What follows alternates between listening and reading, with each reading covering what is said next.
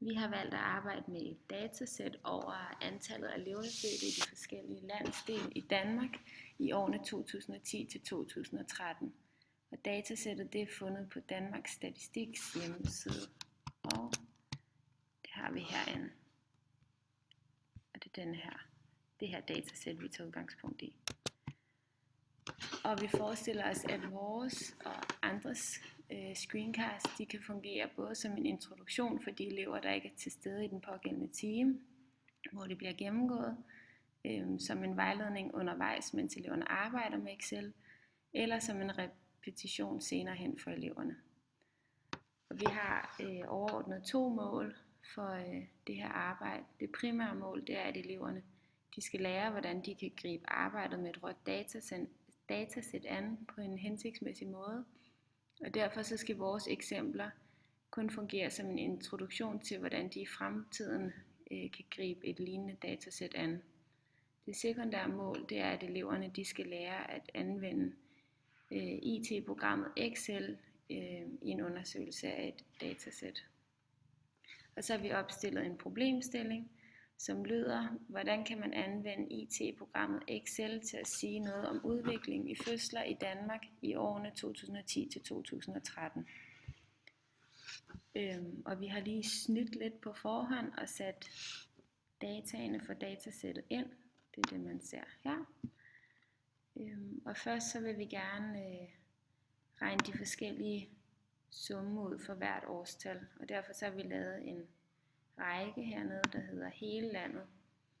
Og så vil vi have summene til at stå i de 4 celler her. Og for at regne summen ud, så markerer man de data, hvor man gerne vil regne summen ud. Sådan der. Og så trykker man på formler heroppe.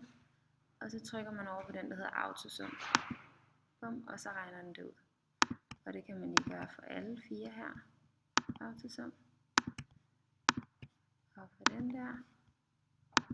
Og den sidste.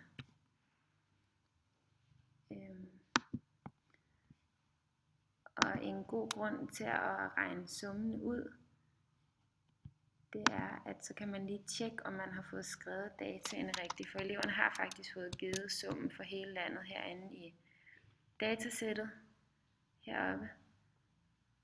Så hvis eller regnet ud, så kan de lige tjekke, at de stemmer overens, og de dermed har fået skrevet dataene rigtigt. Og nu kunne vi godt tænke os at regne mindste og største værdi og middeltallet ud. Og det gør man ved at markere en celle, og så skriver man er lige med og minimum. Og når man går i gang med at skrive min, så kommer den selv med et forslag til det. Sådan der.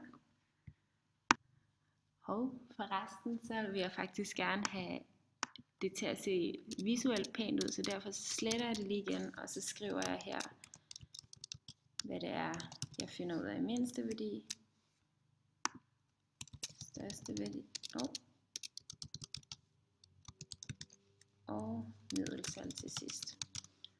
Og så hopper jeg over i cellen her. Og så begynder jeg at gøre, ligesom jeg gjorde før. Jeg skriver er lige med, og så begynder jeg at skrive minimum, og så kommer den selv med et forslag.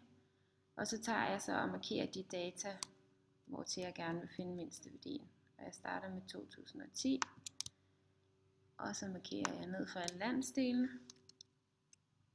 Og så trykker jeg enter. Og det samme gør jeg så for de andre årstal. Jeg markerer dataene. Og sådan der. Og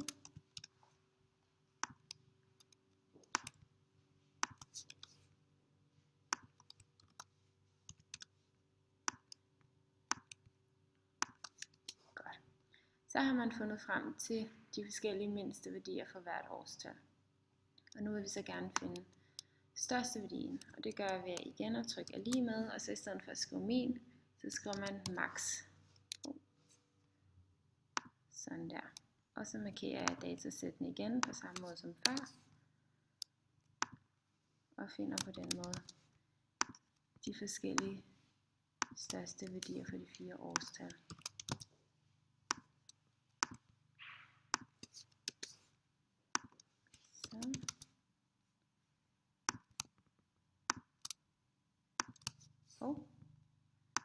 sørge for at markere dem alle sammen. Nu håber jeg, det bliver. Det sletter vi lige igen. Så er der lige forfra. Sådan. Man skal lige passe på, hvor at man trykker henne. Sådan. Så. Og så har vi så regnet de 4 største værdier ud også. Og som det sidste, så vil jeg lige regne middeltallet ud, og der skriver man også er lige med. Og så skriver man middel for middeltal. Markerer den. Og så markerer dataerne.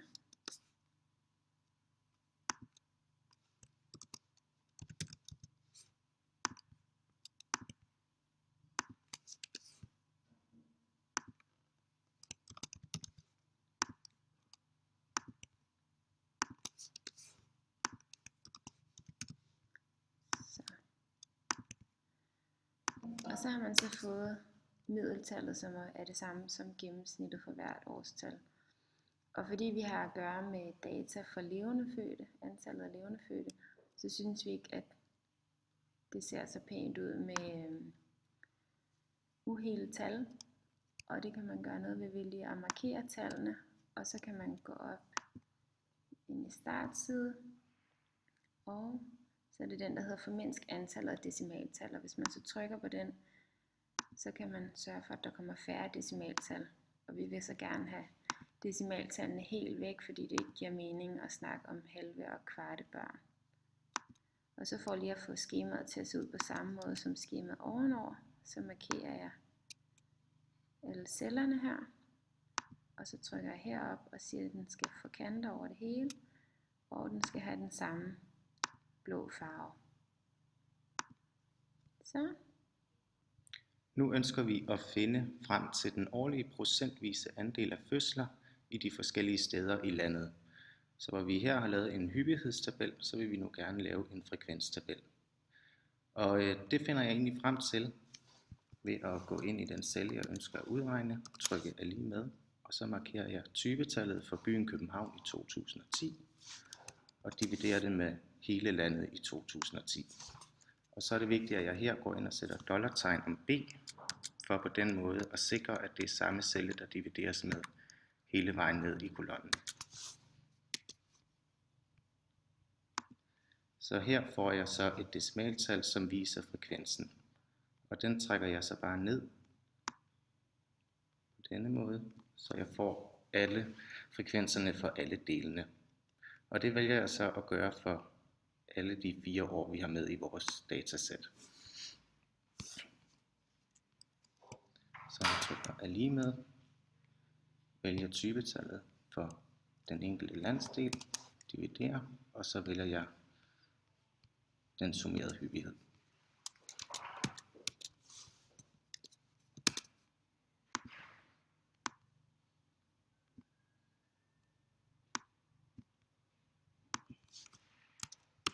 Og på samme måde herovre.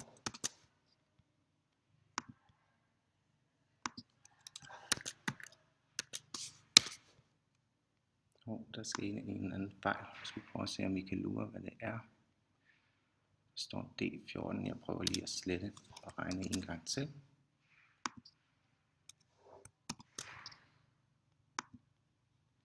D13 kan jeg se, det var, vi skulle dividere med.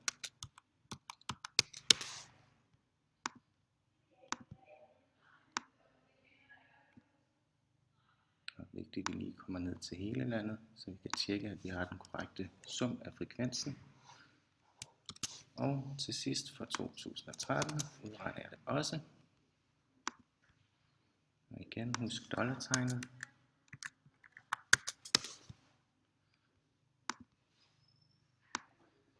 Således. Så er der mange, der vil vælge inde i de enkelte celler til at starte med at skrive gange med 100 for på den måde at få procentsatsen, altså frekvensen. Men inde i Excel, der har vi også en funktion, hvor vi, hvis vi går herop på dette felt, kan se, at man kan vælge at vise værdien af cellen som en procent. Og når jeg klikker på den, så regner den det selv om til en procent ved altså at gange med 100. Jeg synes dog, at det er lidt for upræcist, at vi ikke har nogen decimaler med. Så ligesom Mathilde forklarede tidligere, så kan man også vælge at forøge antallet af decimalpladser. Jeg vælger, at der skal være 2 decimaler med, så vi får nogle mere præcise frekvenser.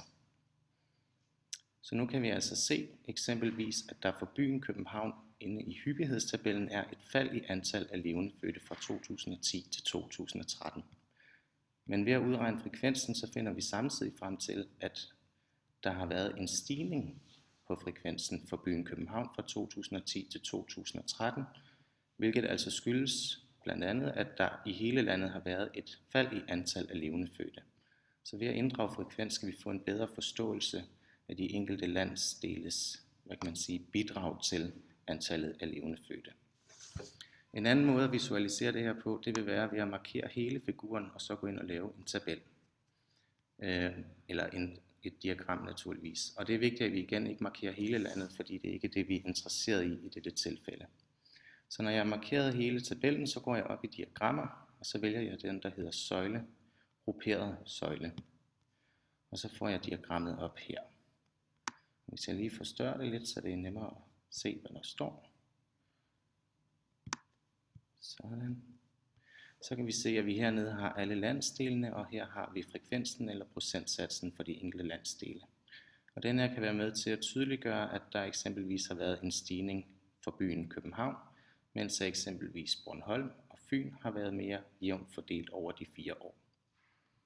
Man kan vælge at gå ind i det, der hedder diagramlayout, hvis man vil foretage nogle ændringer i diagrammet, så det bliver tydeligere, hvad det er, det viser. Der kan vi eksempelvis vælge diagramtitel og titel over diagram, for at vise, hvad det er, det fortæller. Og jeg kan eksempelvis vælge at kalde den procentfordeling for levende fødte fra 2010 til 2013. Så kan jeg på samme måde gå ind og give akserne nogle titler, og under den vandrette akse kan jeg eksempelvis skrive landsdel, ligesom jeg ved den lodrette akse kan skrive procent. Og hvis jeg synes, det er for upræcist og ikke nemt eller tydeligt nok at aflæse, hvad det er for nogle værdier, der er i de enkelte søjler, så kan jeg gå op og vælge den, der hedder dataetiketter, og så få den til at vise værdien. Så står alle de enkelte procentsatser, som vi også havde ude i tabellen over hver søjle. Her kan I se, at det bliver lidt rodet, så man kan eksempelvis vælge at gå op i den samme dataetiketter og vælge den, der hedder dataetiket indstillinger. Her kan man så lave en masse, hvor man kan ændre teksttypen og størrelsen, men lige her ønsker jeg egentlig bare at lave en brugerdefineret vinkel, som de kalder det, på 45 grader. Så kan I se, at de her værdier drejer sig 45 grader, så det bliver tydeligere at læse, hvad der står. Og her vil vi nok typisk råde eleverne til netop at få diagrammet til at fremstå så tydeligt som muligt og vise præcis de værdier, man ønsker. Så man skal ikke sidde og lave alle mulige ændringer, man kun foretage dem, man synes, der understøtter formålet med ens undersøgelse. Det her kunne jeg naturligvis ligeledes gøre for de andre værdier. Jeg gør lige diagrammet småt igen, så vi kan komme til at arbejde videre med de andre og lægger det her op. Man kunne eksempelvis vælge at lægge det ind i et Word-dokument, så man har det i en pæn størrelse, hvor man kan se alle de forskellige oplysninger.